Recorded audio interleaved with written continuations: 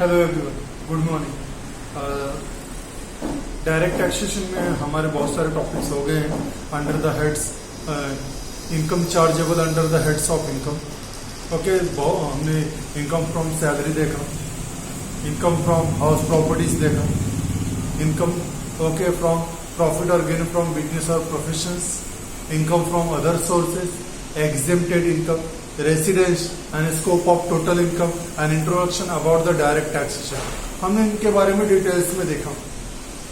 आज के जो हमारा टॉपिक है वो है नेक्स्ट कैपिटल गेन और capital losses, income from capital gain और कैपिटल लॉसेस। ओके, अब यहाँ पर क्या होगा, ये लास्ट हेड्स ऑफ इनकम। हमने income from salary, house property, profit और गेन फ्रॉम बिजनेस और profession, other sources, exempted income, इनके बारे में देख लिया हमने, राइट। अभी हमारा क्या है, ओके, हेड्स ऑफ इनकम में आखिरी हेड्स ऑफ इनकम में कैपिटल गेन और कैपिटल लॉसेस, कैपिटल गेन या कैपिटल लॉसेस। अब हमें इसमें क्या करना है कि यहां पर हमें कैपिटल एसेट्स को फाइंड आउट करना है, कैपिटल एसेट्स को फाइंड आउट करना है as per the income tax department. The assets, the capital asset which are chargeable under the head capital gain और capital losses। हमारे बहुत सारे हेड्स ऑफ इनकम, राइट, उनमें हमने अलग अलग कैटेगरीज देखा, उसमें क्या एग्जेम्प्टेड इनकम, उनके बारे में इंट्रोडक्शन देखा, कुछ सम्स भी हमने सॉल्व किए। आज हमारा जो टॉपिक्स है वो किसके बारे में है, कैपिटल गेन और कैपिटल लॉसेस। तो कैपिटल गेन या फिर कैपिटल लॉसेस क्या बोलता है, आइए हम उनके बारे में डिटेल में देखते हैं।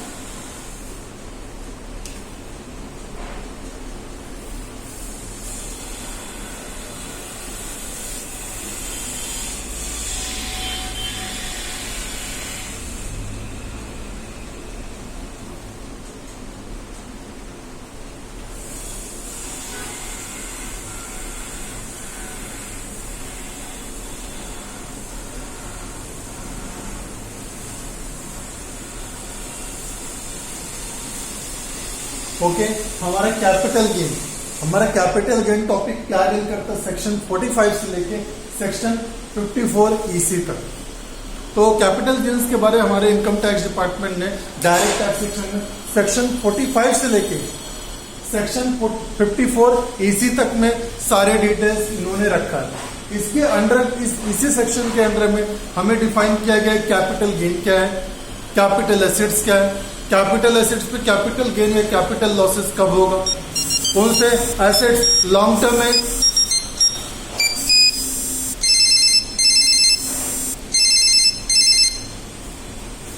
इसी कैपिटल एसेट्स में ओके कौन से एसेट्स हैं जो लॉन्ग टर्म कैपिटल गेन में होंगे, कौन से asset short term capital gains में होंगे, मतलब कौन से capital asset long term capital asset है, कौन से शॉर्ट टर्म कैपिटल एसेट्स है, उसके लिए भी कुछ टर्म्स एंड कंडीशन इन्हीं सेक्शंस में डिफाइन किया गया। तो आइए हम उनके बारे में डिटेल में देखते हैं।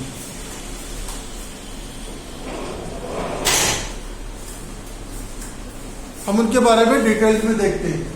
Capital gain section 45 to section 54 EC। Okay, अब एक कैपिटल गेन क्या बोलता है, तो कैपिटल गेन बोलने के लिए बोलते हैं कि सबसे पहले आपके पास एक प्रॉपर्टी होनी चाहिए, आपके पास कैपिटल प्रॉपर्टी होनी चाहिए। SSC must should have a capital property in a previous year and that property must be transferred in a previous year. Capital property होनी चाहिए, मतलब कैपिटल एसेट्स होनी चाहिए। वो कैपिटल एसेट प्रीवियस ईयर में क्या होना चाहिए, ट्रांसफर्ड होना चाहिए from one person to another person. वो कैपिटल एसेट क्या हो जाएगा, ट्रांसफर हो जाएगा। तो ट्रांसफर हो गया तो क्या होगा, तो वहां पे कैपिटल गेन या कैपिटल लॉसेस अराइज हो सकते हैं।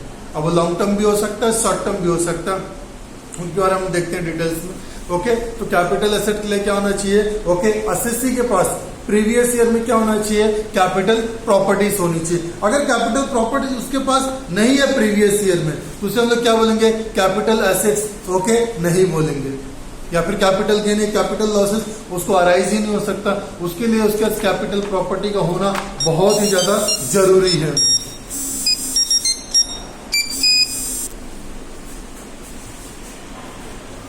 उसके पास कैपिटल प्रॉपर्टीज होना बहुत जरूरी। Just a minute.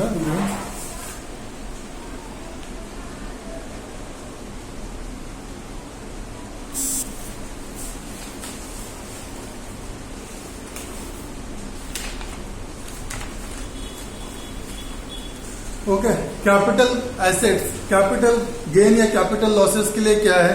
Okay, section 45, section 45 subsection 1 ये क्या बोलता है? Capital asset, okay, any profit और gain arising from the transfer of capital asset it treated as a what? Capital gain और capital losses depending upon the amounts. Okay, sometime there is a capital gain और capital losses. Okay, तो section 45 subsection 1 it define what is capital gain, what is chargeable to the capital gain.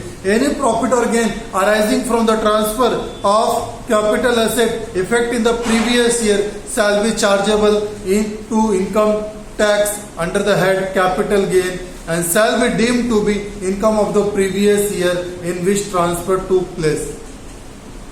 Okay, ये हो गया। लेकिन इसके अलावा कुछ बोलता है कि वो इनकम जो गेन होगा जो कैपिटल एसेट्स में वो क्या होगा? एग्जेम्प्ट नहीं होना चाहिए। Okay, the capital gain is okay should not be exempt under section 54, 54B, 54D, 54EE, 54F, 54AG, 54GA and 54 okay GB। 54 जो हमारा सेक्शंस है, 54 सेक्शंस क्या हो रहा है? बहुत सारे एग्जेम्पशंस प्रोवाइड करता है कैपिटल गेन्स में। अगर हम कैपिटल गेन्स है, कैपिटल गेन्स में भी कुछ ऐसे हैं कि जहां पर प्रॉपर्टी आपका एक्वायर किया जाता है, नेचुरल कैलामिटी या डिजास्टर्स में जाते हैं, या फिर आपको कोई कॉम्पनसेशन दिया जाता है। ऐसी कुछ चीजें हैं जो कैपिटल गेन्स के अंडर में क्या एग्जेम्प्ट है। तो आइए हम उसके बारे में डिटेल में देखते हैं। अब सबसे पहला the requisites of the charge of income tax under the head capital gain, section 45(1) क्या बोलता है? अब थोड़ा डिटेल्स में देखते हैं कैपिटल गेन्स के लिए क्या चाहिए हमको। सबसे पहला, there must be a capital asset in a previous year. Previous year में वो कैपिटल एसेट्स आपके पास होना चाहिए। Okay, the capital asset must have been transferred. Capital asset क्या होना चाहिए? प्रीवियस ईयर में ट्रांसफर भी होना चाहिए। आगे, the transfer must have effect in the previous year, और जो ट्रांसफर हुआ प्रीवियस ईयर में उसका इफेक्ट होना चाहिए। अगर पहले गया तो उस ईयर में chargeable okay under the head income from profit और गेन नहीं आएगा। Okay, there must be gain arising on first transfer of capital asset, और जो आपका कैपिटल एसेट ट्रांसफर उसमें गेन होना चाहिए, प्रॉफिट होना चाहिए। अगर गेन या प्रॉफिट नहीं अराइज हुआ है तो then that is not chargeable to the what? Okay, heads of income. Clear हो गया सबको? Capital gain should not be exempted under section 54। 54 में बहुत सारे हेड्स ऑफ सेक्शन दिए गए जिसके अंडर में क्या है? बहुत सारे कैपिटल ओके इनकम्स क्या है? एग्जेम्प्ट है, तो कैपिटल गेन अराइज ही नहीं हो सकता। Okay, definition of capital asset. What is capital asset? Capital assets means property of any kind held by SSC whatever not been connected to the business or profession, whether or not connected to with his business or profession. Such property can be movable or immovable, tangible or intangible, etc. For example, shares, securities, land, building, etc. Property also include rights of Indian companies, okay, including rights of management or control of any other rights whatsoever. मतलब क्या? इसमें आपकी सारी properties भी, land, building, ये सब चीजें include है। बिजनेस प्रॉपर्टी इंक्लूडेड है। बिजनेस में कोई ऐसा एसेट्स है जो क्या है? ओके, कोई ऐसा एसेट्स रखा गया जो क्या है कि मूवेबल या फिर इमूवेबल है, टैंजिबल, इंटैंजिबल, ये सारे इनकम्स क्या है? चार्जेबल है अंडर द कैपिटल एसेट्स में। अब एक्सक्लूशंस, कुछ कैपिटल एसेट्स ऐसे हैं जिनको क्या कैपिटल गेन में ऐसे कैपिटल एसेट्स नहीं माना गया। पहला है स्टॉक इन ट्रेड। अगर आपने जो स्टॉक्स ट्रेडिंग के लिए रखा है, रॉ मटेरियल्स हो गया, कंज्यूमेबल्स, स्टोर्स हो गए, ये सब कैपिटल एसेट्स में नहीं आएंगे, ये एग्जेम्प्ट है। उसके बाद है पर्सनल इफेक्ट। ऐसा कोई कैपिटल एसेट्स है जो आपके पर्सनल इफेक्ट के लिए रखा गया है। Okay, personal effect refer to movable property, held for personal use of the assessee or any member of the family dependent upon him, वो नहीं आएगा. Example, personal motor car, household furnitures, electronic appliances meant for personal use, etc. However, the following assets shall not be treated as a personal effect, even though these assets are movable and held for the assessee for personal use. Jewelry and bullions. Okay, jewelry includes ornament, gold, silver, platinum or any other previous metal, previous or semi-previous stone. Okay, whether or not, okay, in a furniture, utensil, another article, work, okay, sewn into the what, okay, wearing apparel. Okay, आपकी कोई jewellery है वो include हो जाती है capital assets के लिए. Archaeological collections है related to past and ancient time, drawing, painter, sculpture और एनी अदर आर्ट, ये सब नहीं इंक्लूड होगा. लेकिन हाँ, अगर आपकी ज्वेलरी है, गोल्ड ज्वेलरी, अपैरेंट्स है, बुलियंस है, अगर इन सब को अगर आपने अपने बिजनेस यूज के लिए रखा है, then it is taxable. Motor car, furniture, equipment, machinery, अगर ऐसा बिजनेस पर्पस के लिए है, then it is what capital asset trade होगा. मैंने आपको लास्ट टाइम भी बताया था जब प्रॉफिट और गेन फ्रॉम बिजनेस और प्रोफेशन टॉपिक चल रहा था, उस टॉपिक में मैंने क्लियर किया था कि अगर हमारे पास जो एसेट्स हैं, ब्लॉक ऑफ एसेट्स, अगर ब्लॉक ऑफ एसेट नील हो गया, अगर बैलेंस पॉजिटिव है, then that is what capital loss, long term capital loss. Asset 36 month से ज्यादा यूज होना चाहिए. अगर हमारे ब्लॉक ऑफ एसेट्स नील हो गया, बैलेंस क्या है, निगेटिव में, मोर देन 36 मंथ यूज में था वो एसेट, तो क्या हो जाएगा, कैपिटल गेन हो जाएगा. सुन में गया after the sale of that particular asset. उसके बाद rural agricultural land in India. अगर इंडिया में क्या रूरल एग्रीकल्चरल लैंड है, ओके, अगर हम उसको सेल करते हैं तो उसके ऊपर कोई भी कैपिटल एसेट ट्रेड नहीं किया जाएगा, उसे कोई कैपिटल एसेट नहीं बोला जाता. हाँ, अगर ये अर्बन एरिया में एग्रीकल्चरल लैंड है तो उसे कैपिटल एसेट बोला जाएगा. रूरल एरिया में है तो नहीं बोला जाएगा. कैपिटल एसेट्स में है तो उसे बोला जाएगा. अब रूरल और अर्बन को कैसे बताया गया? अगर रूरल एरिया जहां पे पॉपुलेशन 10,000 से कम है और अर्बन एरिया जहां पे मोर देन 10,000 पॉपुलेशन है, as per the what declaration of the municipality, okay, और द कैंटोनमेंट बोर्ड, ओके, तो उसके बारे में उसमें बताया गया कि हमारे पास क्या क्या कैपिटल एसेट किस तरह चार्जेबल है. उसके बाद gold deposit bonds issued under the gold capital scheme 1999 और deposit certificate issued under the gold, okay, monetization schemes 2015, okay, notified by the central government. Central government अगर गोल्ड डिपॉजिट स्कीम में आपने invest किया, वो भी एग्जाम्प्ट, उसे capital asset नहीं बोला जाएगा. अब बात करते हैं definition of transfer under section 2 subsection 14, okay. Capital asset transfer, okay, transfer जो हमारा है ट्रांसफर किसे बोला जाएगा? Transfer means many exchange, sale, acquisitions, okay.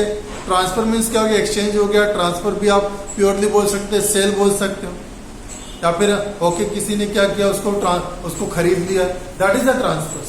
लेकिन ट्रांसफर क्या नहीं इंक्लूड करेगा कि there is a what legal heirs on will. अगर विल पे दे दिया गया, लीगल हियर्स को मिला है तो कंसीडर नहीं किया जाएगा. ओके, सेल, एक्सचेंज और relinquishment of assets, the extinguishment of any rights like what forfeiture of shares, repayment in case of the liquidation of the companies, etc. The compulsory acquisition thereof any under the law at the time of the force. मतलब government क्या कर सकता है? Compulsory acquisition करता है. Most of the compulsory acquisition किसके लिए रहता है? For the rehabilitation of the society. There is construction और infrastructure development like road, dam, bridges, okay, तो इनके लिए कर सकते हैं उन लोग कंपल्सरी एक्विजिशन. तो भी एक्सचेंज में ही बोला जाएगा ट्रांसफर्स में. Okay, conversion of the capital asset into stock in trade. अगर आपके पास जो कैपिटल एसेट्स है आप उसको बिजनेस में लेके स्टॉक इन ट्रेड में कन्वर्ट कर रहे हो, तो उसमें भी जब कन्वर्जन होगा उस समय जो रेट रहेगा और at the time of the purchase का रेट रहेगा, उसको रियल वैल्यू में निकाल के उसको कंपेयर करेंगे, वो भी आपका एक्सचेंज ट्रांसफर माना जाता है. इसके बाद है आपके पास कोई पर्सनल प्रॉपर्टी है, कोई पर्सनल एसेट्स है, उसको आप स्टॉक इन ट्रेड में कन्वर्ट कर रहे हो या फिर बिजनेस में कन्वर्ट कर रहे हो, तो भी क्या एक्सचेंज माना जाता है, क्योंकि वो आपके पर्सनल यूज से क्या आ गया, बिजनेस यूज में आ गया. ओके, तब यहाँ पे कोई एसेट्स ओके। और सॉरी कोई सिक्योरिटीज है, जैसे स्टॉक एक्सचेंज में हम लोग क्या करते हैं, शेयर्स, डिवेंचर्स, बॉन्ड्स, इन सब में डील करते हैं। अगर ये सिक्योरिटी लेस देन 12 मंथ के अंदर आपने खरीद के बेच दिया, if any securities are purchased and sold and there is a time period of purchase and sold is what between 12 months, then it is short term capital asset. तो securities के बारे में समझ गए कि अगर हमारे पास कोई क्या सिक्योरिटीज है, ओके, जैसे unit of equity zero fund, UTI, zero coupon bond, इसे क्या बोला जाएगा, 12 मंथ के लिए। ओके, शेयर मार्केट्स में सब में है, स्टॉक एक्सचेंज में अगर हमने उसको 10 मंथ से कम, सॉरी 12 मंथ से कम पीरियड में परचेज करके सेल कर दिया। फॉर एग्जांपल 1 अप्रैल 2021 को मैंने कोई शेयर्स खरीदा और 1 दिसंबर को सेल कर दिया। 1 अप्रैल से 1 दिसंबर ओनली 8 मंथ, या फिर मैंने 1 अप्रैल को खरीदा और 1 मार्च ऑफ द नेक्स्ट ईयर, मतलब टोटल 11 मंथ में बेच दिया, इसे शॉर्ट टर्म कैपिटल एसेट बोलते हैं। ओके, सिक्योरिटीज की बात जब भी आएगी, सिक्योरिटी परचेज और सोल, इसमें 12 मंथ का पीरियड लेना है, लॉन्ग टर्म या शॉर्ट टर्म के लिए। अगर 12 मंथ से ज्यादा पीरियड है तो उसे क्या बोलेंगे हम लोग, लॉन्ग टर्म कैपिटल एसेट। समझ आ गया? इसमें शॉर्ट टर्म कैपिटल गेन या long term capital gain 12 month पे डिसाइड होगा। अगर हमने 12 मंथ से कम समय में खरीद के सेल कर दिया और हमें प्रॉफिट हो गया तो हम उसे बोलेंगे शॉर्ट टर्म कैपिटल गेन। अगर लॉस हो गया तो शॉर्ट टर्म कैपिटल लॉस। अगर इसी एसेट्स को हमने परचेज किया, सिक्योरिटीज को परचेज किया और मोर देन 12 मंथ्स के बाद अगर सेल करते हैं, अगर हमें गेन हो गया तो उसे बोलेंगे लॉन्ग टर्म कैपिटल गेन। अगर लॉस हो गया तो उसे बोलेंगे हम लोग क्या, long term capital loss. Clear हो गया? अब बात करते हैं अनलिस्टेड शेयर्स, लैंड, बिल्डिंग और बोथ। इस केस में 24 मंथ बोला गया। ओके, अगर हम लोग अनलिस्टेड शेयर्स के बारे में बात करें, लैंड, बिल्डिंग, इन सब के बारे में बात करें तो कितना है, ओके, 24 मंथ। अगर अनलिस्टेड शेयर्स को मैंने खरीदा और 24 मंथ के बाद उसको अगर सेल किया तो वहां पे हम उसे लॉन्ग टर्म कैपिटल एसेट से बोलेंगे। ओके, अगर उसमें गेन हो गया तो long term capital gain, loss हुआ तो लॉन्ग टर्म कैपिटल लॉस। अगर 24 मंथ से कम समय में okay unlisted shares, land, building, इन सबको अगर हमने सेल आउट कर दिया तो उसे हम शॉर्ट टर्म कैपिटल एसेट्स बोलेंगे। या फिर ओके, और उस पर प्रॉफिट हुआ, गेन हुआ तो long term short term capital gain. अगर लॉस हुआ तो शॉर्ट टर्म कैपिटल लॉस। इसके अलावा है कोई यूनिट डेप्ट ओरिएंटेड फंड है, या फिर unlisted security other than shares है, या फिर कोई कैपिटल एसेट जैसे लाइक फर्नीचर, मशीनरी, ओके, ये सब है। तो इन सब में क्या हो गया, अगर ये सब एसेट्स हमने खरीदे हैं और उसको कितना मोर देन 36 मंथ अगर यूज किया है तो उसे लॉन्ग टर्म कैपिटल एसेट्स बोलेंगे। तो यहाँ पर मोस्ट ऑफ द सारे एसेट्स 90% एसेट्स अगर हमने सिक्योरिटीज को छोड़ दे तो मैक्सिमम एसेट क्या है, 36 मंथ का ही है। अगर 36 मंथ से ज्यादा हमारे पास है परचेज करने के बाद उसे लॉन्ग टर्म कैपिटल एसेट्स बोलेंगे। अगर 36 मंथ से कम समय में हमने खरीद के बेच दिया उसको तो उसे हम लोग क्या बोलेंगे, short term capital asset. Gain हुआ तो ओके, तो उस हिसाब से हमारा गेन या लॉस डिराइव होगा। अब हमारा जो सेक्शन 48 है, ओके, वो देता है कॉस्ट ऑफ इंडेक्सेशन। क्या देता है, कॉस्ट ऑफ इंडेक्सेशन। ओके,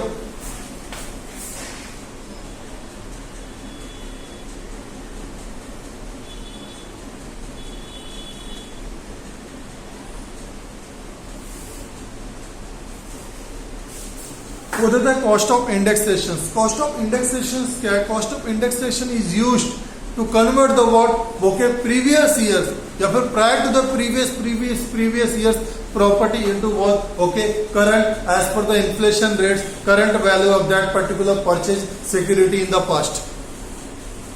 हमने जो सिक्योरिटी पास्ट पीरियड में परचेज किया था, उस पीरियड के खरीदे गए प्रॉपर्टी को आज के समय में उसका वैल्यू क्या होना चाहिए, as per the cost of the inflation. तो cost of index, okay, cost of, okay, index, inflation index, okay, CII, ओके, दैट इज हम लोग क्या देता है, CII, cost of inflation index number. ये cost of inflation index number जो हमको दिया जा रहा है, ये क्या करता है, ये हमें रियल वैल्यू बताता है। तो इसमें हमको कंपैरिजन किससे करने का, year 2001, okay 2001 2 okay sorry 2001 and 2002 इस ईयर को इसका CII वैल्यू बोला गया है ओके 100। मतलब हमने जो एसेट्स परचेज किया था, अगर 2000 या 2001-2 के पहले ईयर में से 1 अप्रैल 2001 इसके पहले का अगर कोई हमारा एसेट्स परचेज किया हुआ है तो उसका जो ओके ओ वैल्यू या फेयर मार्केट वैल्यू ओके उसका एक फेयर मार्केट वैल्यू इस दिन रहेगा या पहले का विच एवर इज हाइयर वो वैल्यू इस दिन कंसीडर किया जाएगी कॉस्ट ऑफ इन्फ्लेशन इंडेक्स के लिए।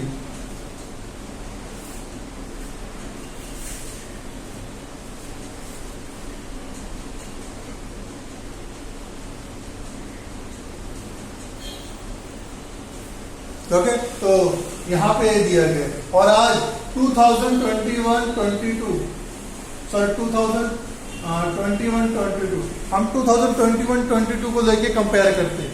ओके 2021-22 को दिया गया 317 जो हमारा CII है वो कितना है 317 और यहाँ पे कितना था 100। 2001 एंड 2 को बेस दिया गया है, मतलब किसी भी इन्फ्लेशन कॉस्ट को अगर हमको कंपेयर करने का तो 2001 एंड 2 है। ये तो प्रीवियसली क्या हुआ है, ये रिवाइज हुआ है। इसके अगर हमें बहुत साल पहले था तो 1980-81 से कंपेयर होता था, उस समय उसका बेस वैल्यू दिया गया था और आज हमको बेस वैल्यू क्या दे दी गई 2001 एंड 2 लेटेस्ट दिया, इसको 100 माना गया है, इसका CII वैल्यू 100 और 2021-22 हमारे प्रीवियस ईयर के लिए क्या माना गया 317। अगर हमने कोई चीज 100 रुपए में 2001-2002 में खरीदा था तो उसका आज cost of inflation index number के हिसाब से आज उसका वैल्यू कितना है 317। इसके अलावा 2001 एंड 2 का तो 100 है, 2 एंड 3 का क्या है ओके 105 है 105। तो यहाँ पे अगर कोई प्रॉपर्टी हमने 2002-3 में खरीदी है तो उसका जो भी वैल्यूएशन हो किससे डिवाइड हो जाएगा 105 से। 2002-3 में देखेंगे तो क्या रहेगा 2003-4 में अगर हम लोग देखें तो उसका क्या है cost of inflation index number 109, उसके बाद 113, 117। Every year cost of inflation index number is increasing. अगर हमने कोई प्रॉपर्टी 2001 और 2 में खरीदी ईयर 2001-2 में तो उसका जैसे कोई रेट था 100 रुपीज, तो आज 2021-22 में इसकी कीमत क्या होनी चाहिए तो इन्फ्लेशन के हिसाब से, because the price of the 2001 and 2 2021-22 can not be compared with each other. उसमें हमें चेकआउट करना पड़ेगा कि क्या है वो। तो यहाँ पे क्या है 2001 एंड 2 तो वहां पे 100 था तो आज इसकी कीमत 317 है। अगर हमने कोई प्रॉपर्टी 1 लाख में खरीदी थी 2001-2 में और आज हमने 4 लाख में बेच दिया 21-22 में तो there is a difference of 3 lakh rupees. But 2001 and 2 में जो हमने 1 लाख इन्वेस्ट किया था वो आज के हिसाब से कितना होगा, पहले वो परचेज प्राइस को आज के परचेज प्राइस पे लाना पड़ेगा तो 1 लाख रुपीज का हो जाएगा 3,17,000। उस समय का 1 लाख रुपए जो इन्वेस्टेड किया था आज के समय में क्या हो 3,17,000 370 उसका CII हो चुका है। क्लियर हो गया सभी को। तो इन्फ्लेशन हो गया, हमने 4 लाख में बेचा माइनस 3,17,000 हमारा परचेज प्राइस, तो हमारा क्या हो जाएगा ओके ओनली 83,000 रुपीज का कैपिटल गेन। समझ गए आप लोग। हमें क्या करना है, हमारा जो cost of inflation index number है इसके हिसाब से हमें निकालना है। तो कॉस्ट ऑफ एक्विजिशन निकालना है, सबसे पहले इंडेक्स कॉस्ट ऑफ एक्विजिशन निकालना है।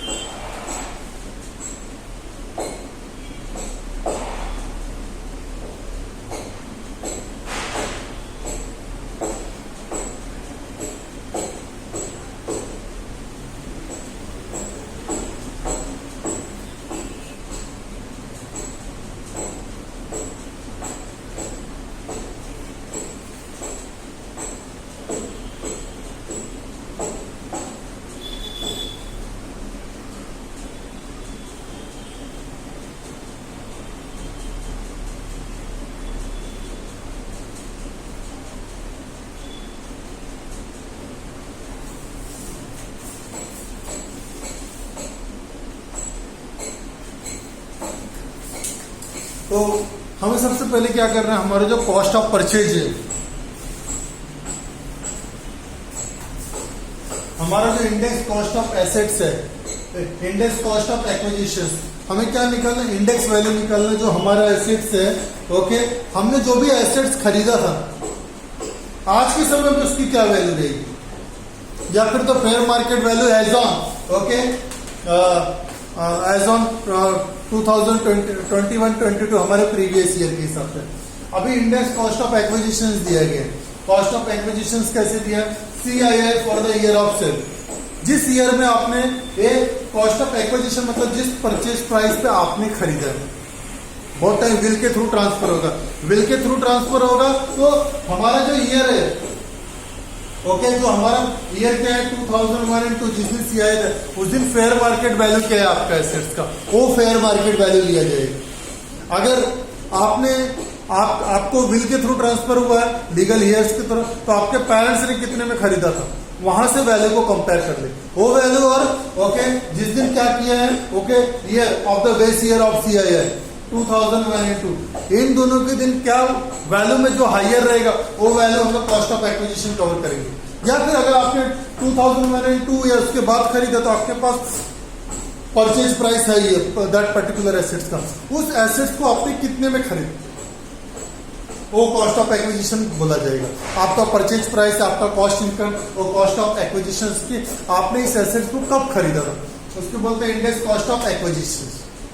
ये हो गया कि किस दिन आपने उस एसेट्स को कितने रुपए में खरीदा था, that amount will be here into what, the current year. आपका प्रीवियस ईयर क्या है 2021-22, ओके, प्रीवियस ईयर 2021-22, जो हमारा प्रीवियस ईयर 2021-22 है, राइट। इस ईयर में हमारा cost of index, cost of inflation index क्या था, उससे मल्टीप्लाई कर दो और divide by the CII for the year of assets held by assets.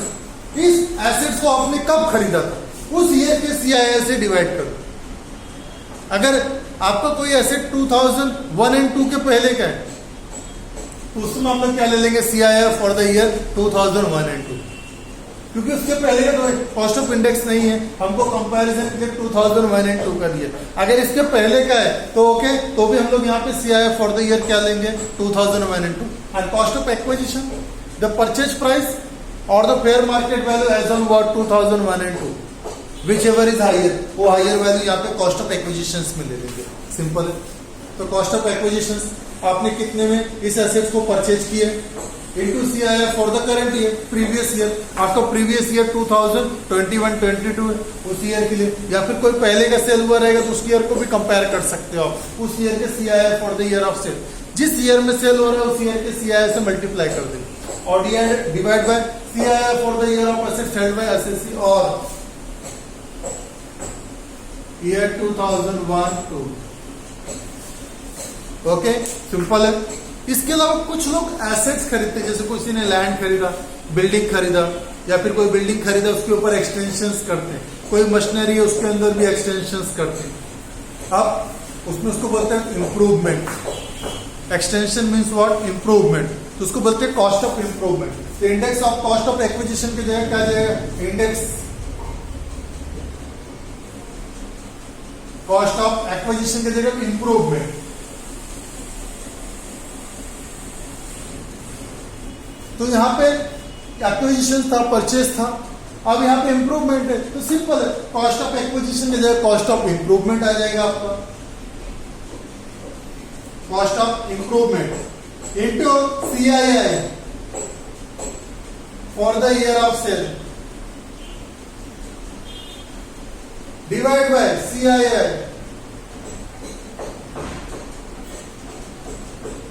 For the year in which improvement take place।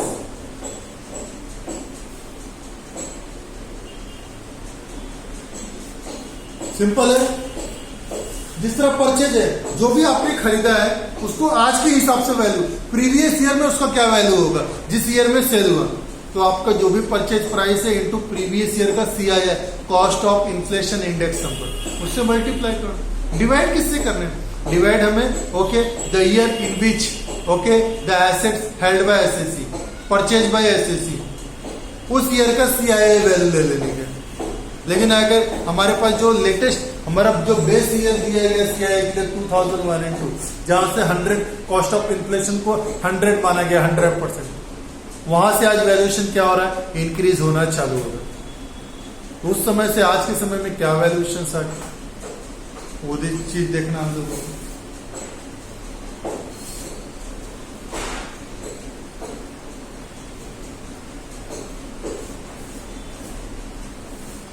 अगर आपने कोई चीज को इम्प्रूव किया है, इम्प्रूवमेंट किया है उसके अंदर, और उस एसेट्स को बढ़ाया, एक्सटेंशन किया है किसी में, तो जो भी इम्प्रूवमेंट किया वो cost of improvement into CIA for the year okay in which sale took place, जिस ईयर में सेल हुआ उस ईयर का सीआईए है, क्योंकि उसी दिन का आपको जिस ईयर का वैल्यूएशन चाहिए उस ईयर के सीआईए से मल्टीप्लाई कर दो, और जिस ईयर में खरीदा था, जिस ईयर में इम्प्रूवमेंट किया उस ईयर से आप डिवाइड कर दो।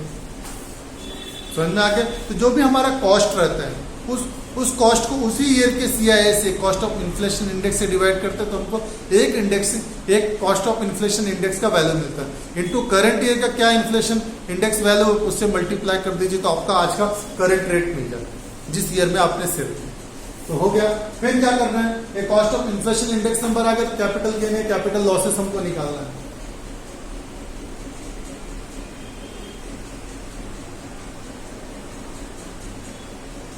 कैपिटल गेन या लॉस निकालना, उसके लिए क्या है, ओके हमको निकालना है कि sale price minus cost of okay index cost of acquisition plus improvement. हमको इंडेक्स कॉस्ट से क्या करना है, मल्टीप्लाई कर देना। आपका जो भी कैपिटल गेन लॉस कैसे आएगा, आपने जो सेल किया प्रीवियस ईयर में, ओके जो भी कैपिटल एसेट सेल किया, सेल करने जो नेट प्रोसीड है, और व्हाट इज नेट प्रोसीड, जब हम सेल करते हैं then there are multiple expenses. किसी कैपिटल एसेट को सेल करने में जो भी एक्सपेंडिचर्स जाता है, आप ब्रोकरेज देते हो, कमीशन देते हो, या फिर जो नेट प्रोसीड होगा कॉस्ट ऑफ ओके सेल को कंपेयर करने के बाद, तो आपको कुछ पैसा डिडक्ट हो जाता है एज अ कमीशन के रूप में, एज अ ब्रोकरेज के रूप में। कुछ सेलिंग कॉस्ट एक्सपेंडिचर्स भी होते हैं, वो सब माइनस जो नेट सेल प्रोसीड आएगा वो minus index cost. Index cost A है। अगर केवल परचेज किया तो कोई इंप्रूवमेंट नहीं किया, कल परचेज से माइनस हो। अगर आपने कोई इंप्रूवमेंट किया, कोई खर्चा किया, तो उसका भी आज के समय में वैल्यूएशन निकाल लिया जाएगा, और दोनों को एडअप करके सेल वैल्यू से डिडक्ट कर देंगे, दैट इज इंडेक्स कॉस्ट। तो आपको कैपिटल गेन या कैपिटल लॉसेस मिल जाएगा। ये दिया गया, समझ में आ गया आप लोगों को। अब the cost of acquisition higher of the following two, okay, the cost incurred by SSC on the purchase of capital asset, okay, on or before okay 2001 and 2, and the fair market value as on 1st April 2001। 1st April 2001 को 100 माना गया। अगर इसके पहले कोई year में आपके पास कोई एसेट्स है तो कितने में आपने खरीदा था, उसका मार्केट वो वैल्यूएशन प्लस हमको तो इससे कंपेयर करना है सभी को, तो इस दिन इसका फेयर मार्केट वैल्यू क्या था, प्रॉफिट दोनों में से जो हाइयर होगा उसको कंसीडर किया जाएगा।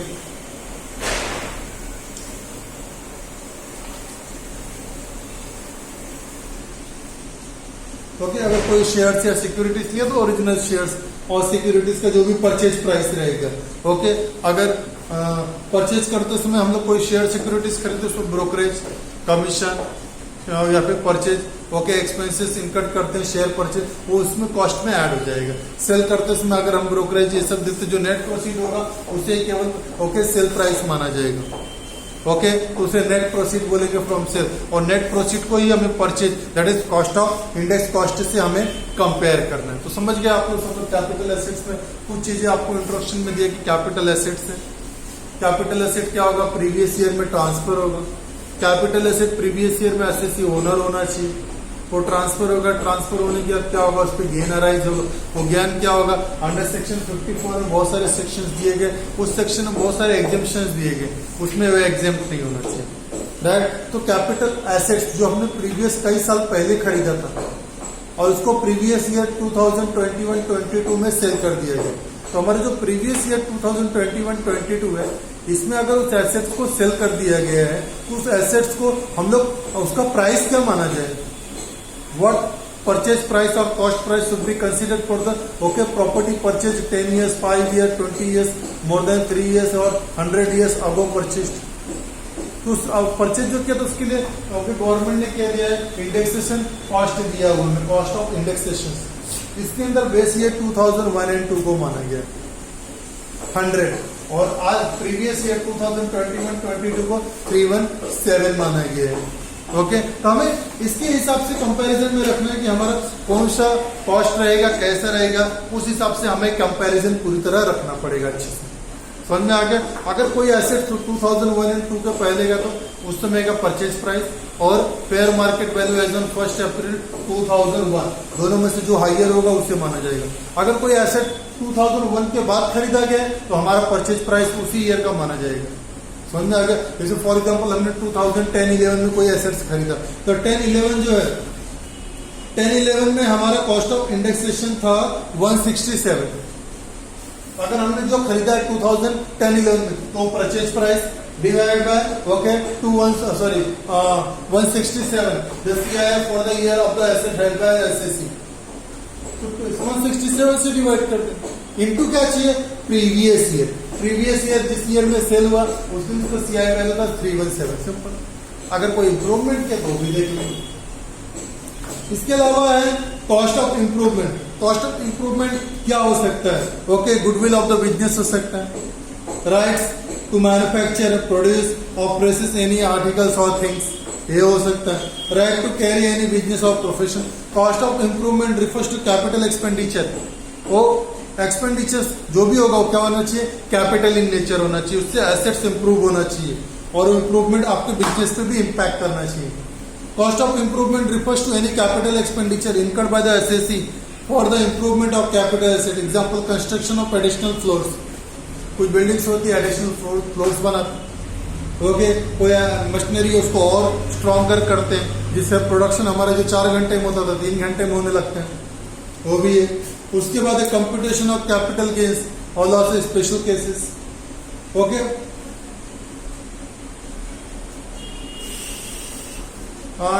Taxability of the insurance compensation in respect of the capital assets. जैसे for example capital asset has been destroyed और डैमेज, इंश्योरेंस क्लेम तभी मिलता है जब डिस्ट्रॉय डैमेज हो गया कोई कैपिटल एसेट, राइट। उस समय जब कैपिटल एसेट कोई डैमेज हो गया, जैसे डैमेज कैसे होगा, कोई फ्लड आ गया, तूफान आ गए, hurricane, cyclone, earthquake etcetera, rights और सिविल डिस्टर्बेंस हो गया, कोई आतंकवादी हमला हुआ, कोई राइट्स दंगे हो गए, एक्सीडेंटल फायर और एक्सप्लोशन, कोई एक्सीडेंट हो गया या कोई आग लग गई, कोई एक्सप्लोशन विस्फोट हो गया। Action of emergency action taken for the combating of the enemy, किसी दुश्मन से लड़ाई करते हुए देश की आर्मी के थ्रू आपकी फैक्ट्री या फिर आपकी प्रॉपर्टी, आपके ऑफिसेज कहीं ना कहीं डैमेजेस हो सकते हैं, उसमें आपको इंश्योरेंस कंपनसेशन मिलेगी। मनी और other assets has been received from the insurance company, compensation under the insurance policy. इसमें क्या हो सकता है कि आपको कंपनसेशन के रूप में कोई दूसरा एसेट्स मिल सकता है या फिर मनी मिल सकती है।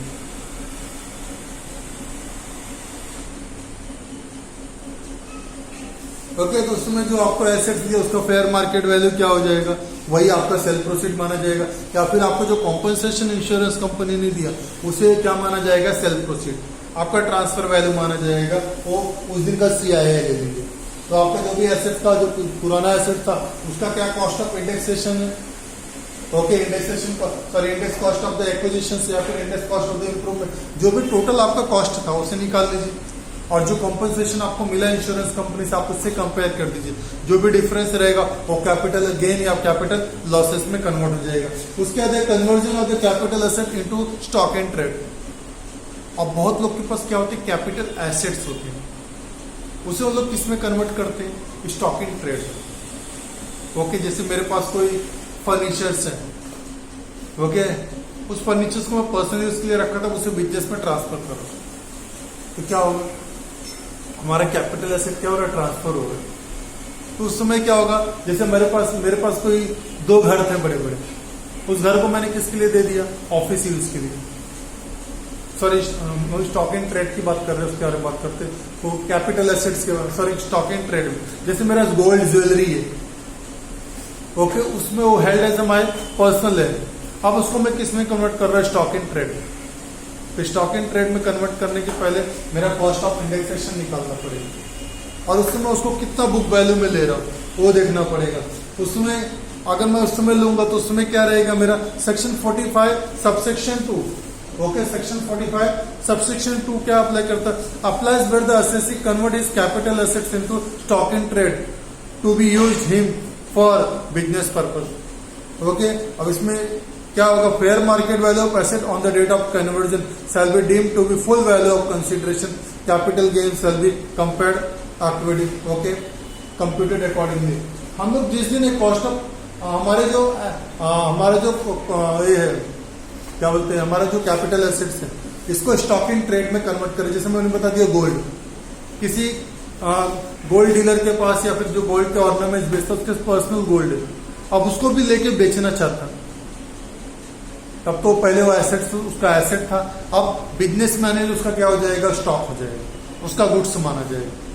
लेकिन ये कन्वर्ट हो रहा है, मतलब समझ लीजिए सेल हो रहा है। उस दिन में जिस दिन कन्वर्जन कर रहे हैं उस दिन फेयर मार्केट वैल्यू क्या है उस एसेट्स का, वो आपका सेल प्रोसीड माना जाएगा, और जो आपका कॉस्ट था कॉस्ट एज इट इज रहेगा।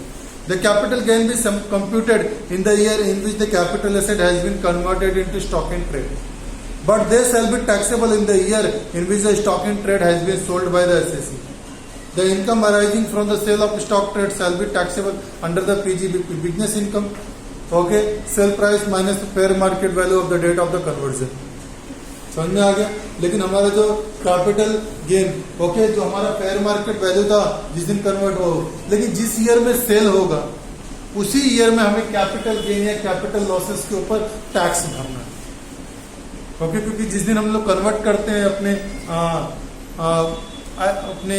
कैपिटल एसेट्स को स्टॉक इन ट्रेड में, उस दिन हमारे पास तो कोई सेल प्रोसीड नहीं रहता, हमारे पास कोई इनकम नहीं रहता कि जिसके ऊपर हम टैक्स भर सकें। तो गवर्नमेंट ने क्लियरली इनकम टैक्स में क्लियरली मेंशन किया कि अगर आप कोई कैपिटल एसेट्स को स्टॉक इन ट्रेड में कन्वर्ट करते हो, कोई कैपिटल एसेट्स को आप स्टॉक इन ट्रेड में कन्वर्ट करते हो, तो आपको उसके ऊपर कैपिटल गेन या कैपिटल लॉसेस का टैक्स का भरना जिस ईयर में आप उसको सेल करोगे। उसके transfer of capital assets by partners to member, okay, to firm, इसमें क्या होगा? applies where the partner or number of transfer of any capital asset to firm or association of person or body of individual as his capital contribution, otherwise such partner can be what? Okay, existing or new. Capital can be shall be computed in the hands of partner or member transferring the capital asset. जो member, जो partner business firm में capital assets दे रहा है, उसका capital asset आप business को दे दिया, वो बिजनेस का माना जाएगा। तो उस समय क्या होगा? उसका जो वैल्यूएशन रहेगा वो वैल्यूएशन के पॉइंट ऑफ व्यू से हम लोग क्या करेंगे? कैपिटल गेन है, कैपिटल। अब वैल्यू ऑफ कंसिडरेशन किसको समझे? जो हमें ट्रांसफर कर उसमें सेल प्राइस क्या है? फुल वैल्यू ऑफ कंसिडरेशन क्या है? The amount recorded in the books of account of the firm shall be deemed to be the full value of consideration, capital gain shall be computed accordingly. जो capital assets हम लोग क्या कर रहे हैं? Business को दे रहे हैं, उसमें जो बुक वैल्यू आएगा वो बुक वैल्यू से कंसिडरेशन माना जाएगा, क्योंकि हम उसको फेयर मार्केट वैल्यू बोल सकते हैं। Capital gain shall be taxable in the year in which the capital asset transferred by partner to firm और ओके एसोसिएशन ऑफ पर्सन या फिर बॉडी ऑफ इंडिविजुअल्स। ओके, अगर कोई एसएससी हमारे प्रीवियस में कोई कैपिटल एसेट अपने पार्टनरशिप फर्म में एसोसिएशन ऑफ पर्सन या फिर बॉडी ऑफ इंडिविजुअल में ट्रांसफर करता है, तो जो वहां पे बुक वैल्यू रिकॉर्ड होगा उसी बुक वैल्यू को हम लोग सेल फुल कंसिडरेशन माना जाएगा। हमारा कॉस्ट ऑफ इंडेक्स को हम लोग इस तरह निकाल लेंगे, लेकिन जो हमारा सेल प्राइस है वो कैसे होगा? जो बुक वैल्यू आएगा। लेकिन स्टॉक इन ट्रेड में जब हमारे कैपिटल एसेट्स को स्टॉक इन ट्रेड में कन्वर्ट कर रहे थे, तो वहां पे हमारा ओके वैल्यू ऑफ कंसिडरेशन क्या आ रहा था? वहां पर हमारा वैल्यू ऑफ कंसिडरेशन दूसरा था, राइट? वहां पर क्या था? वैल्यू ऑफ कंसिडरेशन हमारा ओके, वहां पर वैल्यू ऑफ कंसिडरेशन हमारा फेयर मार्केट वैल्यू था as on date of the conversion of the capital asset into stock in trade में। लेकिन हमारा जो बिजनेस में पार्टनरशिप फॉर्म एओआई या फिर बीओआई में कन्वर्ट कर रहे हैं, इसके अंदर में क्या है? इसके अंदर में बुक वैल्यू है। ओके, उसके other to partner transfer of capital asset by the firm और एसोसिएशन ऑफ पर्सन और body of individual to partner और member by way of distribution of the dissolution. Okay, अब जब partners members SSC partnership firm को capital से transfer हो उसमें जो बुक वैल्यू है उसे माना गया है सेल प्राइस। लेकिन जब ये पार्टनरशिप फर्म बंद होगा, एसोसिएशन ऑफ पर्सन बंद होगा, बॉडी ऑफ इंडिविजुअल वो बंद हो रहा है बिजनेस, तो वहां से कैपिटल एसेट ऑफ एसएससी को मिल रहा है, उसमें बिजनेस फर्म का क्या माना जाएगा सेल प्राइस। परचेज प्राइस तो उनका जो जिस दिन उन्होंने खरीदा था, right, the asset purchase by the partnership firm और एओपी और बीओआई, इन लोगों ने जब खरीदा उस समय जो उन लोगों ने जो प्राइस पे लिया है वो प्राइस उनका परचेज माना जाएगा। लेकिन जब वो पार्टनर्स को दे रहे हैं उस समय क्या उसका सेल प्राइस, उस समय fair market value of particular assets, थोड़ा उल्टा है, बुक वैल्यू पे डिस्ट्रीब्यूट करेंगे वो नहीं, उस समय उस एसेट्स का फेयर मार्केट वैल्यू क्या है, वो वैल्यू क्या होगा, सेल प्राइस कंसीडर किया जाएगा। ओके, और ईयर जिस ईयर में ट्रांसफर होगा पार्टनर्स को वो ईयर माना जाएगा। और उसके अंदर transfer of capital assets bye way of the compulsory acquisitions. Okay, अब यहाँ पर गवर्नमेंट क्या करता है, कंपलसरी एक्विजिशंस करता है। कंपलसरी मतलब बोल सकते हो कि आपकी प्रॉपर्टी चाहिए तो चाहिए, वो इंफ्रास्ट्रक्चर डेवलपमेंट इन सब चीजों के लिए। ओके, उस समय देखते क्या है section sometime a building or some other capital asset belonging to person is taken over by the central government by way of compulsory acquisition. In that case, the consideration for the transfer of determined by the central government of RBI. When the central government pay the above compensation, capital gain may be arises. Such capital gain are chargeable, okay, as an income of the previous year in which the compensation is received. अब क्या होगा, आपको जो compensation मिला है, right, वो compensation क्या होगा प्रीवियस ईयर में। अब गवर्नमेंट ने कंपलसरी किसी पर्सन की प्रॉपर्टी ले लिया या फिर कोई बिल्डिंग ले लिया, आप देखते हो रोड ओके वो वाइडनिंग किए जा रहे, तो वाइड करने के लिए क्या होता है, आसपास के क्या होती है दुकानें, इन सबको क्या करना पड़ता है, एक्विजिशन करना पड़ता है, राइट। आसपास की दुकानें घर जो होते हैं इनको एक्वायर किया जाता है, या फिर गवर्नमेंट कहीं पे हाईवे प्रोजेक्ट लेके आ रही है, राइट, या फिर कहीं पे कुछ रेलवे से, तो इन लोग क्या करते हैं जो इनकी प्रॉपर्टी से इनको क्या करते हैं, हायर करते हैं। इनकी प्रॉपर्टीज हायर करने के बाद क्या करते हैं, ओके, इन लोगों को जो है कॉम्पनसेशन गवर्नमेंट देती है। जैसे एग्जांपल 2016, 17, 18 से यूपी साइड में, बिहार साइड में, एमपी साइड में बड़े बड़े हाईवेज बन रहे। अभी आपने देखा Mumbai Delhi okay express highway road, इन सबको बनाया गया। तो इसके लिए क्या हो गया, बहुत सारे लोगों के लैंड एक्विजिशन किए गए, कुछ लोगों के घर भी आए रहेंगे बीच में, उनको भी एक्विजिशन किया गया, किसी की प्रॉपर्टीज ओके शोरूम्स आ रहे, कुछ बिजनेस सेक्टर्स भी हो सकते हैं इन्हीं हाईवेज पे, इन सबको शिफ्ट किया गया। मतलब इनको इनको कॉम्पनसेशन दिया गया। इनको जो भी कॉम्पनसेशन दिया गया वो कॉम्पनसेशन क्या है, वाकई एज ए सेल प्रोसीड माना जाएगा इनको। और इनका जो कॉस्ट ऑफ एक्विजिशन है वो हम लोग ऐसे इस तरह कंपेयर करके निकाल लेंगे cost of inflation index number की मदद से। और जो भी डिफरेंस आएगा वो क्या होगा, जिस ईयर में गवर्नमेंट ने ओके इनकी प्रॉपर्टी को एक्वायर करके कॉम्पनसेशन दिया वो ईयर का हम लोग क्या मानेंगे इसको, okay transfer of capital gain, sorry capital gain के अंडर में चार्जेबल। अब कुछ लोग क्या करते हैं कि कॉम्पनसेशन कम दिया गवर्नमेंट, इसके लिए क्या करते हैं, कोर्ट में जाते हैं, कोर्ट में केसेस चलते हैं। अगर एसएससी जीत गया, इसको और कॉम्पनसेशन मिल रहा है, वो कोर्ट क्यों गए थे, इनको कम कॉम्पनसेशन दिए गए। जैसे फॉर एग्जांपल किसी प्रॉपर्टीज के लिए उनको मान लो कॉम्पनसेशन 40 लाख दिया गया, लेकिन वो बोलते नहीं कम से कम हमें 80 लाख मिलना चाहिए। वो कोर्ट गए तो कोर्ट ने डिसाइड किया कि इस एसएससी को एटलीस्ट 70 लाख मिलना चाहिए, तो गवर्नमेंट और कितना दे, 30 लाख दे उसको। तो 30 लाख जब उसको देगा तो क्या होगा, वो किस ईयर में चार्जेबल है, वो उसी ईयर में चार्जेबल माना जाएगा जिस ईयर में एक्विजिशन हुआ था। कोर्ट के फैसले थोड़े लेट आते हैं, लेकिन जिस ईयर फैसला आएगा उस ईयर में नहीं। ओके, गवर्नमेंट का जो अपील्स रहेगा, ओके जो भी ऑर्डर्स रहेगा, ओके समझ में आ गया, वो ऑर्डर्स किसी भी ईयर में आए, लेकिन वो जिस ईयर में उसको कॉम्पनसेशन मिला था, जिस ईयर में एक्विजिशन हुआ था, उसी ईयर का वो माना जाएगा इनको। क्लियर हो गया। उसके बाद transfer of capital asset under joint development agreement, okay इसके अंडर में दिए गए एचएएफ, ओइंग लैंड, ये सब में हो सकता है। Okay, provision for the company से, कंपनीज में भी जो एसेट्स होते हैं, ओके कैपिटल एसेट्स वहाँ बहुत सारे, उनके ब्लॉक ऑफ एसेट्स के बारे में बताया गया। अगर उनके ब्लॉक ऑफ एसेट्स को सेल करते हैं, ओके तो ब्लॉक ऑफ एसेट अगर उनका नील हो गया और वहाँ पे कोई एसेट्स है, ओके तो एसेट पे कोई डेप्रिसिएशन चार्जेबल नहीं रहेगा। लेकिन कोई एसेट अगर वो बेच रहे हैं और उनका ब्लॉक ऑफ एसेट्स नील हो गया और जो बैलेंस है पॉजिटिव है, तो लॉन्ग टर्म कैपिटल लॉस, अगर बैलेंस निगेटिव है तो उसे लॉन्ग टर्म कैपिटल गेन बोलेंगे। 1 मिनट का गैप लेते हैं हम लोग।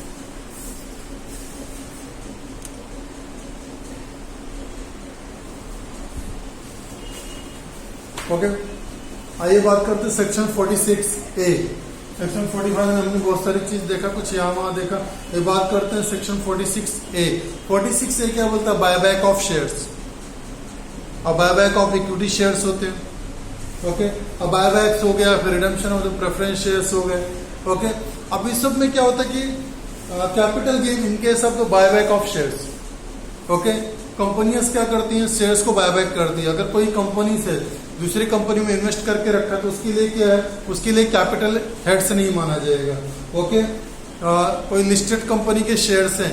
ओके, इस केस में अगर कोई दूसरी कंपनी है जिसे कैपिटल गेन हो रहा है, ओके, मतलब गेन हो रहा है on the buyback of the shares के ऊपर, कंपनी बायबैक कर रही है, आपको उसके लिए कॉम्पनसेशन दिया जाता है, उसके लिए आपको वैल्यू पे करती है, और उसमें तो आपका कैपिटल गेन कंपनीज के लिए नहीं माना। लेकिन कोई पर्सन है, ओके, इंडिविजुअल्स है, ओके, शेयर होल्डर्स हैं, शेयर होल्डर को अगर प्रॉफिट अराइज हो रहा है, ओके, अगर कंपनी को खुद को गेन अराइज हो रहा है बायबैक पे, तो उसे हम लोग कैपिटल गेन नहीं बोलेंगे। लेकिन हाँ, शेयर होल्डर्स है, उनको गेन अराइज हो रहा है कि उनका परचेज प्राइस कुछ और था, कंपनी ने जो अमाउंट पे किया वो ज्यादा पे किया है, तो अमाउंट क्या माना जाएगा? Okay, as a capital gain for the shareholders in the hands of the shareholder, that will be treated, or this profit is chargeable under the heads what? Income, okay, income, sorry, gain from the what? Capital assets. समझ में आया? उसके बाद section 47 क्या होता है? Transaction related, okay, regarded as transfer. अब section 47 क्या बोलता है कि ऐसी कोई प्रॉपर्टी जो आपको ट्रांसफर हुई है, okay, through the what? Distribution of the capital assets, distribution of capital assets by the HUF to its member. Hindu undivided family या ज्वाइंट हिंदू फैमिली बिजनेस में अगर प्रॉपर्टी का बंटवारा हो रहा है and property is transfer to their members, it will not be treated as a capital gain, वो chargeable नहीं है। ओके, मतलब सेक्शन 47 उन्हीं ट्रांसफर के बारे में डील करता है जिसमें कैपिटल गेन नहीं ट्रीट होगा, क्योंकि वहां पे कोई अपने मेंबर्स को प्रॉपर्टी डिवाइड की जा रही है। उसके बाद any transfer of capital asset under gift और विल और इनहेरिटेंस और अंडर ओके इररिकवेबल ट्रस्ट, किसी ट्रस्ट के थ्रू या हमारे पेरेंट्स के थ्रू, हमारे किसी फैमिली रिलेटिव्स के थ्रू, कोई गिफ्ट के थ्रू अगर हमें कोई प्रॉपर्टी ट्रांसफर हो रही है तो उसमें कोई कैपिटल गेन या कैपिटल लॉसेस नहीं किए जाए, क्योंकि यहाँ पे ट्रांसफर प्राइस नील माना गया। Any transfer of capital asset by holding company to its subsidiary company और vice versa, okay, provided the following two conditions are certain: 100% of the shares of subsidiary company are held by the holding company and the transferring company is an Indian company। कोई Indian company अपनी subsidiary company को या फिर subsidiary company अपनी holding companies को okay asset से transfer करती तो उसे capital asset sorry capital gain या कैपिटल लॉसेस नहीं बोला जाएगा। अब इसके अंदर सेक्शन 47 है विड्रॉवल्स ऑफ एग्जिबिशंस। ओके, यहाँ पे एग्जिबिशंस है कुछ। ओके, इस केस में क्या? Capital asset is converted into stock in trade by the transferor company और by the holding company. The cases of 100% shares, okay, capital, okay. अब इसमें क्या, कोई कैपिटल एसेट्स को स्टॉक इन ट्रेड में कन्वर्ट किया है किसी कंपनी ने, ओके, तो वो भी है। ओके, इसके लिए क्या 8 ईयर्स का एक्सपायरी पीरियड से। ओके, उसके बाद क्या दिया गया है कि any transfer of capital asset by the amalgamation company, amalgamation हो रहा था कि उसे कैपिटल एसेट नहीं बोला जाएगा। Okay, any transfer of capital asset by demerged company, जब दो कंपनियां मर्ज हो रही तो वहां पे कोई कैपिटल गेन या कैपिटल लॉसेस नहीं कन्वर्ट करेंगे। Transfer allotment of shares of amalgamated company to share holder, अगर अमालगमेटेड कंपनी के शेयर होल्डर्स मिल रहा है उसमें भी कैपिटल गेन या कैपिटल लॉसेस नहीं कंपेयर करेंगे। उसके बाद conversion of the bond debenture shares, जैसे कोई प्रेफरेंस शेयर उसको इक्विटी शेयर में कन्वर्ट किया, कोई डिवेंचर उसको इक्विटी शेयर्स में कन्वर्ट कर दिया। ओके, तो इसमें इसको हम लोग क्या बोलेंगे, इसको हम लोग कैपिटल गेन या कैपिटल लॉसेस में नहीं कंपेयर करेंगे। Conversion of the preference share into equity shares of that company, any transfer following the capital asset the government, university और नेशनल म्यूजियम, तो उसे नहीं बोला जाए। कोई आर्ट गैलरी का है उसे भी हम लोग ओके कैपिटल गेन्स में नहीं कन्वर्ट करेंगे।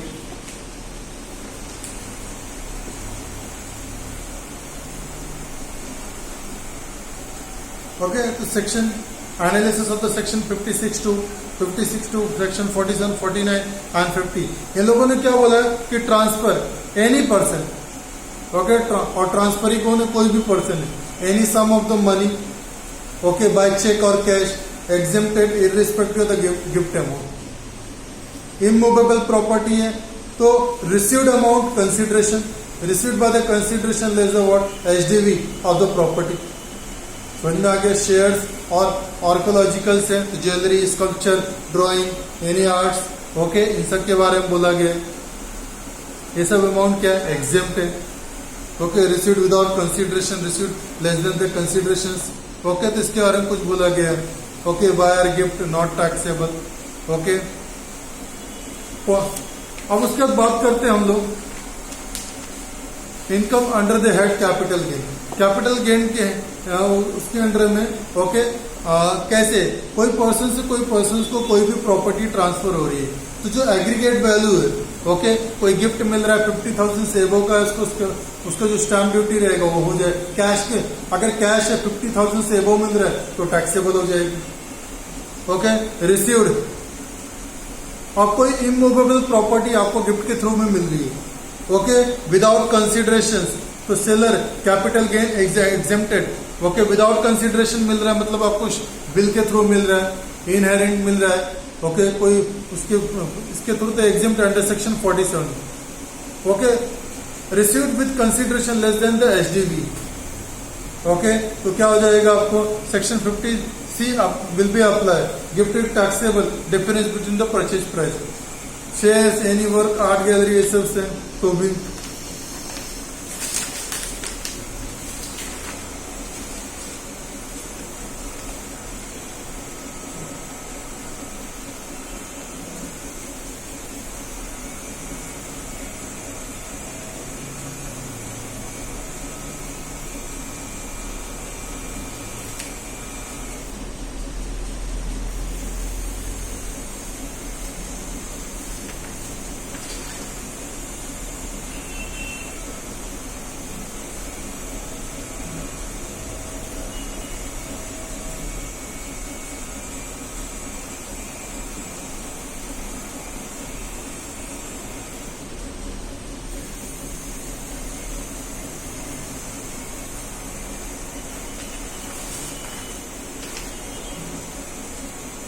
Okay.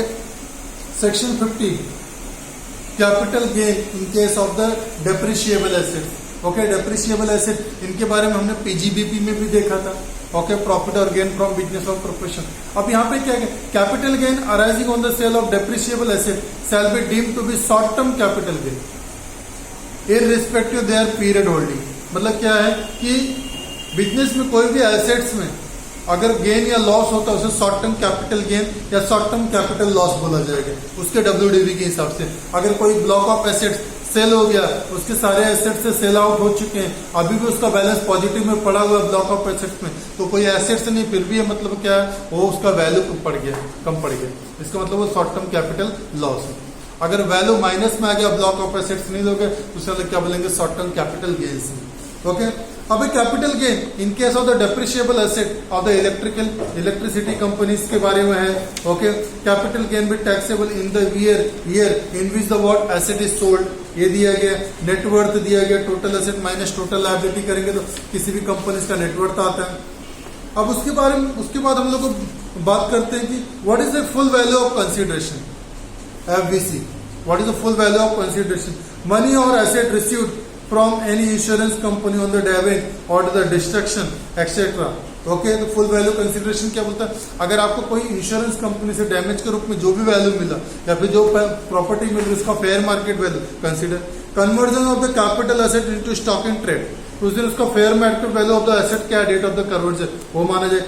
Capital contribution kind of the partner to member association of body, उसमें तो उसका जो बुक वैल्यू रिकॉर्ड कर दें, और बुक वैल्यू को हम लोग क्या मानेंगे, सेल प्रोसीड।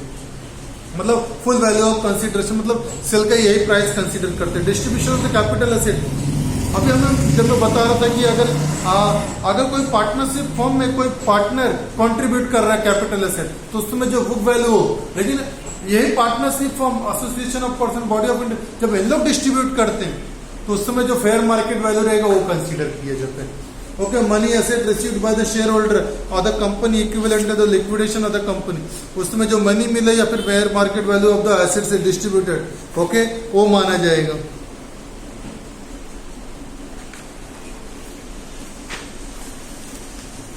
उसके बाद है composite transfer of land and building. Okay, land and building को अगर हम लोग ट्रांसफर करते हैं तो उसके कंपोजिट ट्रांसफर में क्या बोला गया है? Land and building are treated as two separate assets under the income tax act. However, there might be a case of composite transfer where both assets are transferred substantially. Okay, in such situation, okay, it may be possible that the period of holding land is more than the period of holding building. Transfer doesn't carry any business or professions. Transfer carries business or profession. However, attempts, okay, practicals. Section 43 इसके बारे में deal करता है।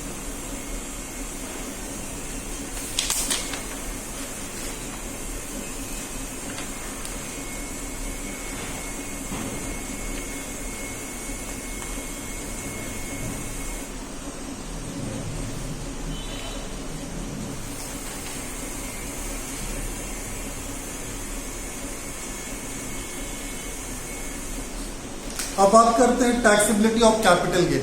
Capital gain कैसे taxable? अगर किसी को capital gain आया तो शॉर्ट टर्म कैपिटल गेन हो सकता है, लॉन्ग टर्म कैपिटल गेन, या फिर शॉर्ट टर्म कैपिटल लॉस या short term capital long term capital. तो लॉस आ गया तो कोई बात नहीं, लॉस पे तो कोई टैक्स नहीं लगेगा। लेकिन अगर गेन है लॉन्ग टर्म कैपिटल गेन या शॉर्ट टर्म, तो कैसे टैक्सेबिलिटी आइए देखते हैं। Okay, section 111A tax on the short term capital gain. Okay, कि क्या है? As per the section 111A, short term capital gain arising on the sale of the equity share और the unit of, okay, equity oriented fund taxable, okay, at the rate 15% is short term, okay, has been paid on the such shares. ये हो गया। अगर under ATC ATU is not allowed the, okay, short term capital gain, then वो हो सकता है। उसके बाद है tax on long term, short term capital gain from the what, okay, sale of equity shares, equity oriented fund से तो 15%, 15% tax rate है उसका इनकम टैक्स का। उसके बाद लॉन्ग टर्म कैपिटल एसेट्स है तो उसके ऊपर क्या है? 20%। क्या है? 20% अंडर सेक्शन 10 सबसेक्शन 38 के हिसाब से अगर कोई लॉन्ग टर्म कैपिटल एसेट्स है, ओके, उसके ऊपर कितना? 20%, ओके, क्या लगेगा? ओके, इनकम टैक्स रेट है। तो ये हो गया उसका टैक्स रेट। अगर शॉर्ट टर्म कैपिटल गेन है तो 15%, लॉन्ग टर्म है तो 20%।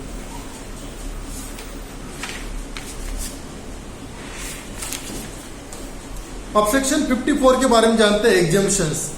ओके, एग्जेम्पशंस क्या है? अगर एग्रीकल्चरल लैंड है रूरल एरिया में तो क्या रहेगा? एग्जेम्प्ट रहेगा। आगे देखते हैं एग्जेम्पशन और transfer of the urban agricultural land. Okay, asset transfer should be in agricultural land used by the SSC for his or his parents, okay, or HUF for the agriculture purpose, minimum period of 2 years immediately preceding its transfer.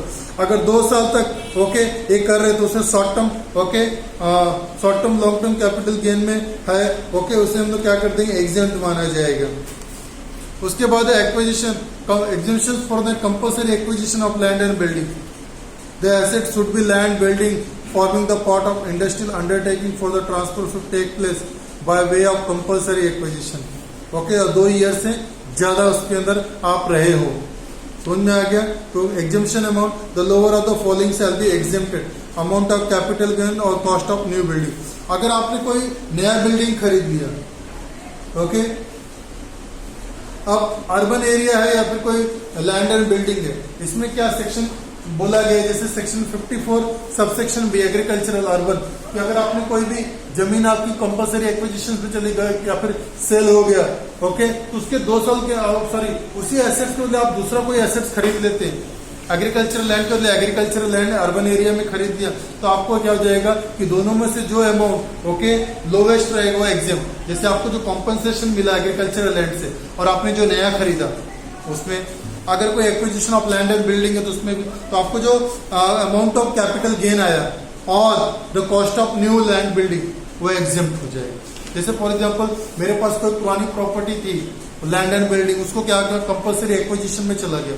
वो building मेरी जो आज के समय पे cost of index आ रहा है उसका 80 लाख आ रहा है, गवर्नमेंट ने मुझे कितना दिया, 1 करोड़ 50 लाख, तो यहाँ पे 70 लाख का मुझे कैपिटल गिरा। लेकिन मैंने क्या किया, 60 लाख का न्यू लैंड एंड बिल्डिंग खरीद लिया, तो 60 lakh will be exempt, 70 lakh 60 lakh which ever is lower, 60 lakh तो 70 लाख कैपिटल गेन में से exempt, only 10 lakh will be chargeable. उसके बाद है exemption from the transfer of any long term capital assets. Okay, अब इसमें क्या होगा, कोई भी लॉन्ग टर्म कैपिटल एसेट्स अगर उनको आप ट्रांसफर करते हो, इन case of the individual, hub, firm और कंपनी सेल करते हो, तो इस केस में कैसे है कि अगर आपने कोई विच amount of long term capital amount invest in long term asset specified under section 54 EC। Okay, 54 EC के अंडर में अगर हमने कुछ किया है तो क्या हो जाएगा, एग्जेम्प्ट हो जाता है। ओके, कोई रेसिडेंशियल हाउस है तो रेसिडेंशियल हाउस के केस में भी ऐसा है। ओके, आपने अगर आपने कोई बेच दिया कोई एसेट और उसके 3 साल के अंदर आप कंस्ट्रक्ट करके कुछ बनाते तो कॉस्ट एग्जेम्प्ट हो जाएगा 54H में। ओके, उसके बाद अभी आज का लेक्चर तो हमारा कैपिटल गेन्स के ऊपर हो, जिसमें हमने एग्जेम्पशंस देखा, कैपिटल गेन्स के बारे में देखा। अब हमारा जो नेक्स्ट लेक्चर रहेगा, नेक्स्ट लेक्चर में जब हम मिलेंगे तो इसमें हम लोग कैपिटल गेन्स के कुछ क्वेश्चंस के बारे में डील करेंगे। ओके, तो आज का इंट्रोडक्शन काफी था, जो हम कुछ क्वेश्चंस करेंगे वहां पे कुछ क्वेश्चंस ऐसे अराइज होंगे जो क्या होंगे, डिटेल्ड और इन्फॉर्मेशन देखेंगे, कुछ केसेस देखेंगे उसका। So thank you everyone, good bye.